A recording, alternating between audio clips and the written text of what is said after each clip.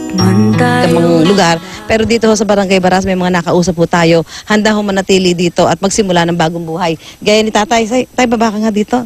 Mukhang nagtatayo ka na ng bagong bahay mo. Oo. Wala kayong plano umalis? Hindi, wala. Bakit po? Hindi, dito yung pamilya ko. Saka yung apo ko namatay. Saka dito na lang mag-ano. Magsisimula ba ng paggawa ng bahay. So hindi ho si Yolanda ang makapagpapaalis sa inyo dito? Hindi. Yung mga tao, kami magkakapatid dito kami. Maraming salamat po. Yan, talagang buhay na buhay po yung spirit, na makapagsimula at bumangon. Kahit pa talagang matindi yung dagok na idinulot ni Yolanda. Ngayon naman, kusapin natin yung ilang mga kababayan natin dito na may mga panawagan sa kanilang mga mahal sa buhay, kung nasaan man, nasa Pilipinas man, o ibang panig ng mundo, gusto maiparating ng mga nakaligtas nilang kamag-anak dito. Kanino ka gustong manawagan? Po sa mga kapatid namin, nandyan po sa San Juan, malapit po sa Broadway, dyan po sila nakatira. Si Arnia po, sila Heldelita po, si Aida po. Hanggang doon po sa Bulacan, meron pa ako doon ang inang, andito po kami. Si Rita po ito, buhay po kami. Mga anak ko, wag po kayong mag-alala.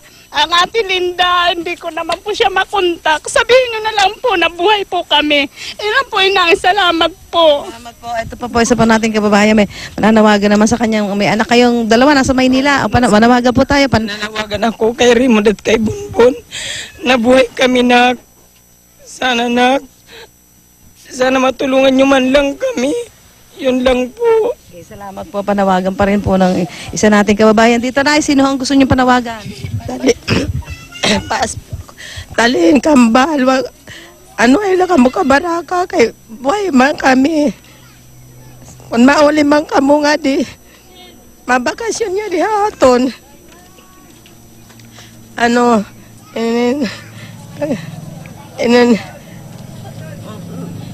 Hindi ko di rin ako makakayakan kay Pasa Condoro, anak. Mama. Salamat po. Ayan si Lolo. Meron kayong gustong panawagan sa mga kamag-anak ninyo na wala ho dito at baka mapanood kayo?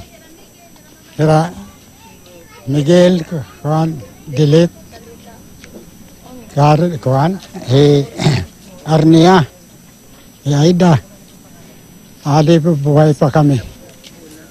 Maray kami ka Kuanhan, Bagyo. Asyala ito. Yan, kulang kami ng pagkaon. Okay, salamat po. Yan po ang mga kababayan natin dito sa Barangay Baras sa Palolete. Panawagan po para sa mga kamag-anak nila na gustong tumulong at panawagan na rin sa ating gobyerno para tulungan sila sa pagbangon mula dito sa trahedyang idinulot ng Bagyong Yolanda.